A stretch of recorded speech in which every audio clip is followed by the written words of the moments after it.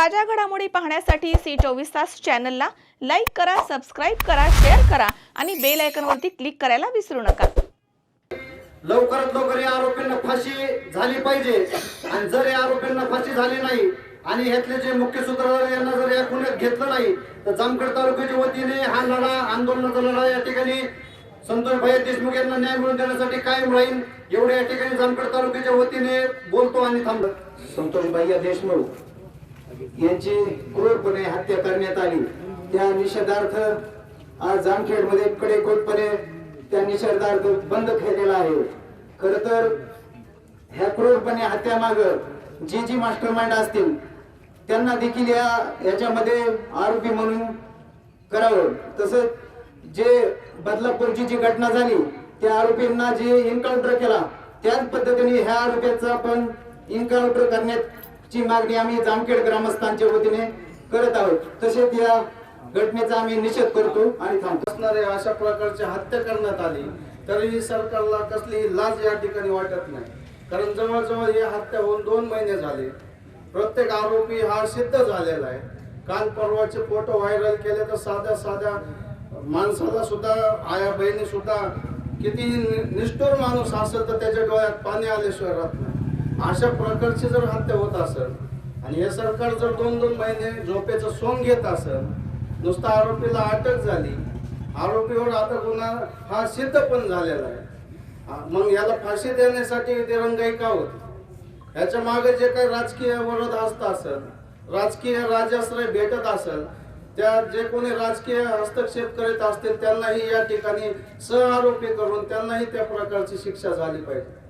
कारण या देशामध्ये कायदाशासी संतोष भाई देशमुख यांची जी निर्गुणपणे अमानुषपणे हत्या केली त्याच्या निषेधार्थ आज जामखेड बंद ठेवला आहे। आरोपींना अटक केली आहे, आरोपींवर केस चालू आहे, FIR मध्ये दाखल केले, चार्जशीट दाखल केले। सर्वप्रथम SITचे जे शासनाने SIT नेमली आणि पोलिसांनी जो तपास केला त्याप्रमाणे आम्ही जसं सांगितलं त्याच्यापेक्षा भयंकर पद्धतीने पोलिसांनी चार्जशीट मध्ये आपण वाचला असेल 4-5 दिवसापूर्वी जे फोटो व्हायरल झाले होते 2 दिवसापूर्वी त्या पद्धतीने आपण बघितलं असेल कसं हे केलं, अमानुषपणे मारलं। हे खरं तर रावण सुद्धा इतका क्रूर नव्हता, तुम्ही रावणाचं जे फोटो तिथे डोकं केले त्याच्यापेक्षा क्रूर पद्धतीने संतोष भाई याला अमानुषपणे मारण्यात आला आहे। सर्वप्रथम 2 महिन्यापासून जे तपास चालू होता हा तपास गृहमंत्र्यांना 100% माहिती असणार आहे। फोटो आपल्याला काल परवा नाही का समाज माध्यमावर व्हायरल झाले, पण गृहमंत्री तर सर्व आपण म्हणतो कार्यक्षम गृहमंत्री CMच आहे, तर त्यांचा सुद्धा आपण नका राजीनामा मागितला पाहिजे।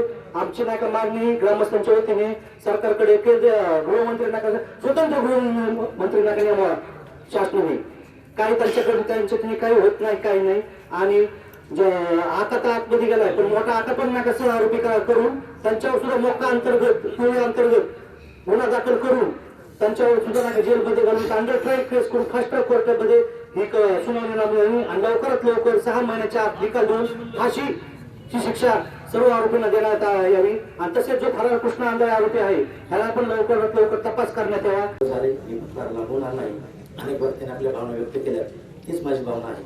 खरं तर दत्ताभाऊन या ठिकाणी विस्तृत सांगितलं की गुंड कुठे जन्माला येतो, गुंड हा राजाश्रय जन्माला येतो, म्हणजे त्याचा बाप कोण आहे हे पाहिलं पाहिजे। सुरेश अण्णांच्या भाषेत आखायच्या तसं प्रत्येक ठिकाणी युवकांनी आपली काळजी घेतली पाहिजे की जीवन जगण्यासाठी फार पैसे लागत नाही आणि चांगलं जीवन जगण्यासाठी गुन्हेगारीच केली पाहिजे आणि त्यातून खंडण्याच मागितल्या पाहिजे आणि त्यातून भल्याला लुटलं पाहिजे आणि त्यात मी मस्तपैकी इच्छित राहिलो पाहिजे। आता वाल्मिक कराडची प्रॉपर्टी पाहिली तर हजारो कोटींची बेरीज बसा नाही सरकार, आता त्याची काय परिस्थिती झाली। पण त्यांनी जी पिलावळ जन्माला आणली त्या पिलावळीचा उद्मात चालूच आहे, त्याचा आदर्श इतर लोक घेत आहेत, याचा मी या ठिकाणी निषेध करतो। आणि प्रत्येक पालकाला मी सांगेल की आपला मुलगा पैशासाठी वाम मारायला तर चालला नाही ना, आपला मुलगा पैशासाठी काही 2 नंबरचे धंदे तर करीत नाही ना, किंवा आपला मुलगा इतर कोणाला हे पैसे कमवायसाठी पुढे तर करत नाही हे पाहिलं पाहिजे। खरं तर मर्डर व्हायचं कारणच नव्हतं काय, इथं जातीवाद म्हणून मर्डर झालेलंच नाही, ही आवाजा कंपनीकडून घ्यायची जी खंडणी होती त्या खंडणीच्या पैशातून न्याय मागण्यासाठी लढतोय। खऱ्या अर्थाने जर आज आपण महाराष्ट्राची परिस्थिती बघितली, खऱ्या अर्थाने परिस्थिती बिकट झालेली, कायदा सुव्यवस्थेचा धाक कुणालाही राहिला नाही. ज्यावेळेस आपण हे सगळं प्रकरण बघितल्यानंतर बरेचसे जामखेड तालुक्यातून मसाजोगला गेले होते, मी सुद्धा गेलो होतो. तेव्हा ती घटना ऐकल्यानंतर ज्या सरपंचाला मारलं ती काय असं कुठल्या जंगलात नेऊन मारलं नाही किंवा कुठल्या आउटसाईडला नेलं नाही. त्या टोलनाक्यापासून 15 किलोमीटर अंतरावर असणारं एक खेडेगाव आहे, त्या खेडेगावाच्या पलीकडून त्या सरपंचाला हलाहल करून मारले. आता बरेच जण म्हणले आपण मुतारीत फुटू लावू, लहान पोरग त्या चटवांडा मुता लावू, त्याला सुद्धा लाज वाटेल. पण इतकं भयान पद्धतीने मारलं असताना सरपंच सांगत होते की मला माझ्या मुला लेकरासाठी जिवंत राहून द्या, हात तोडा पाय तोडा पण मला जिवंत राहून दे. एवढं म्हणून सुद्धा ते नराधामांनी त्यांना बेदम मारलं. खरं तर गुन्हेगाराला जात नसतील, पण गुन्हेगाराचं समर्थन करणारे कुठल्या लायकीचे असतील याचं आपण बघितलं पाहिजे. ना त्यांना शिवाजी महाराजांची शिकवण, ना शंभूराजांची शिकवण, ना डॉक्टर बाबासाहेब आंबेडकरांची शिकवण, कशाची शिकवण नसलेला हा गुन्हेगारी वृत्तीचा समाज आहे, तो कुठेतरी थांबला पाहिजे. आपण जे बघितलं 3 महिन्यापूर्वी आपण इथे निवेदन दिल्यानंतर वाल्मिक कराडच्या चौकामध्ये असणारा फ्लेक्स काढा म्हणून आपण सर्वजण उपस्थित आहोत. झालेली हत्या क्रूर आहे, निषेधार्ह आहे.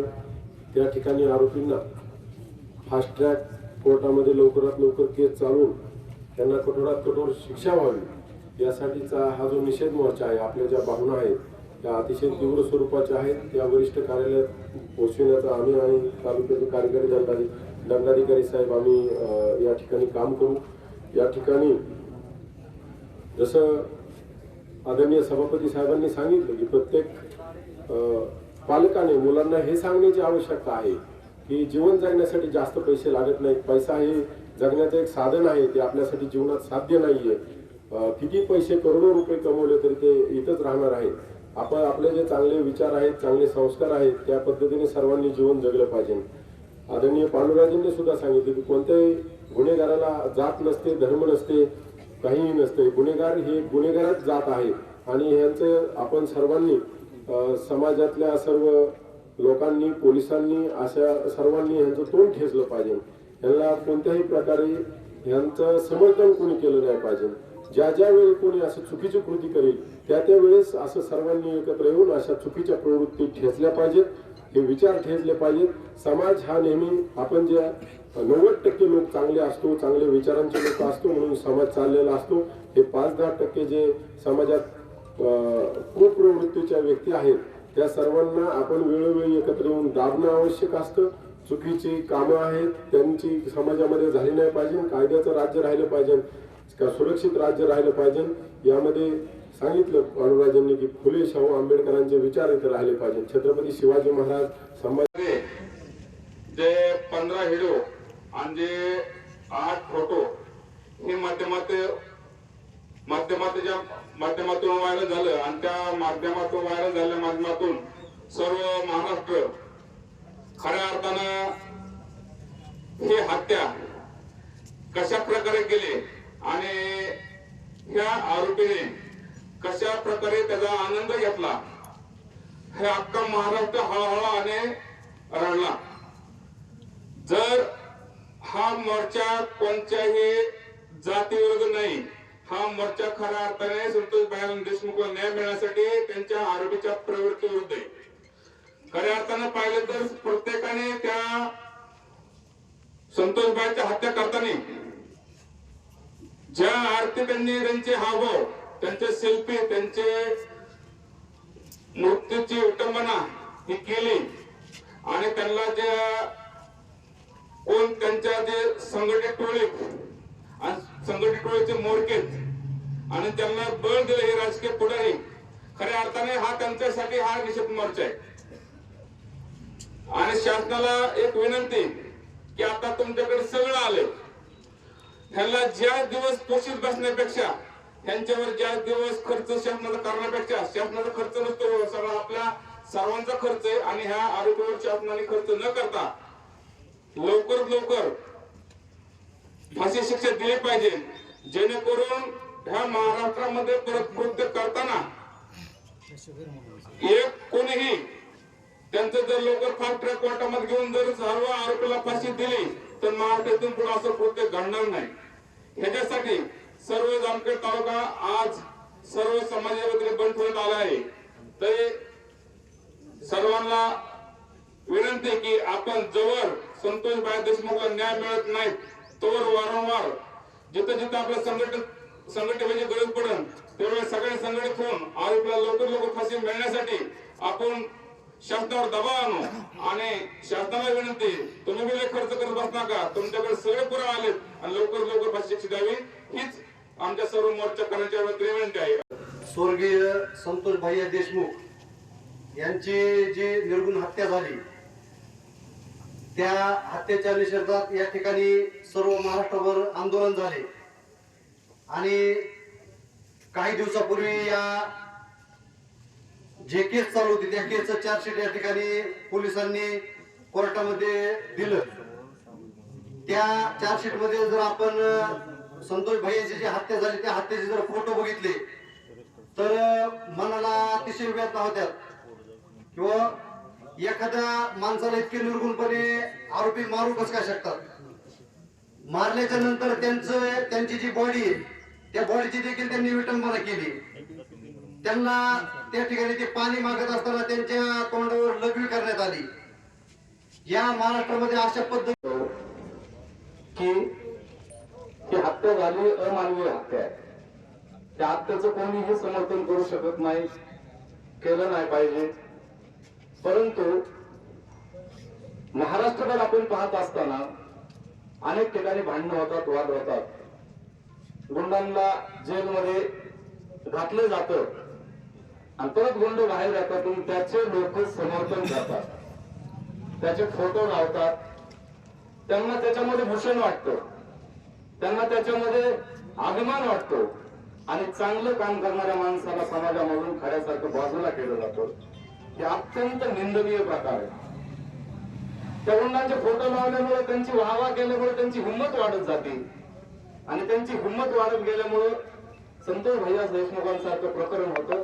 असे अनेक प्रकरण होते. त्याला मारायचा आपल्याला तर अशी माहिती मिळाली की त्याला कळवलं चालवलं होतं, एका बाईच्या घरी टाकायचं आणि बाईकडे गेलता म्हणून मारहाण झाली. अशा पद्धतीचे चित्र, इतकी वाईट परिस्थिती पोलीस प्रशासन असेल किंवा राजकीय परिस्थितीत होत आहे. याचं उदाहरण या देशमुखच्या निमित्ताने महाराष्ट्रासमोर आले. कायदा सुव्यवस्था तर ढासळली. धनंजय मुंडेचा काल राजीनामा झाला, परंतु खऱ्या अर्थानं मगाशी कोणतरी उल्लेख केला पाहिजे की मुख्यमंत्र्याला या गोष्टी माहिती आहेत. मुख्यमंत्री, गृहमंत्री त्यांना खडा ना खडा इतंभूत माहिती आहे. जोपर्यंत ह्याचे जे मूळ आहेत कुठल्या तर राजकीय पाठिंबाशिवाय हे लोक खंडणीखोर किंवा दादागिरी करू शकत नाही. यांना आरोपी केलं पाहिजे. त्याच्याशिवाय या ठिकाणचे महाराष्ट्रातले गुन्हेगारी हटणार नाही.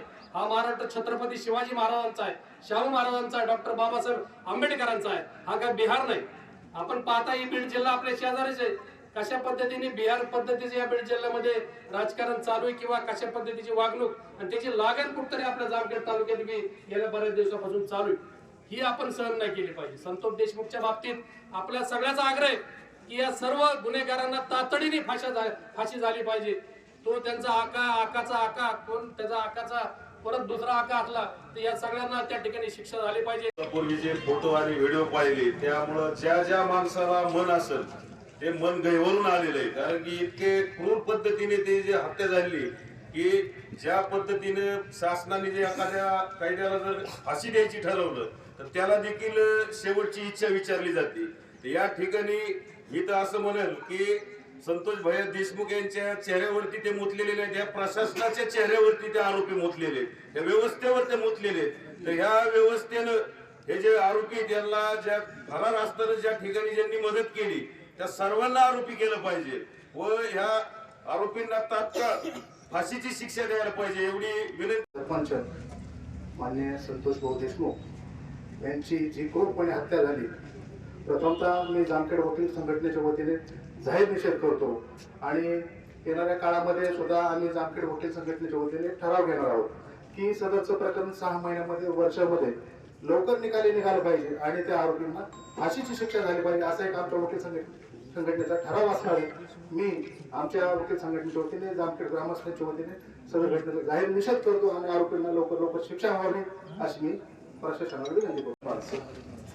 कैलासवासी संतोष देशमुख यांचं 3 महिन्यापूर्वी दुर्दैव असा हत्या करून खून करण्यात आला. या घटनेचे पडसाद पूर्ण राज्यभर उमटले.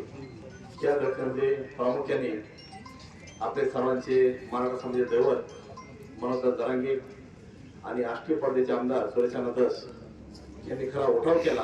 कोणालाही न घाबरता अण्णाने जो उठाव केला त्या उठावाचं कुठं ना कुठं फलित मिळालं.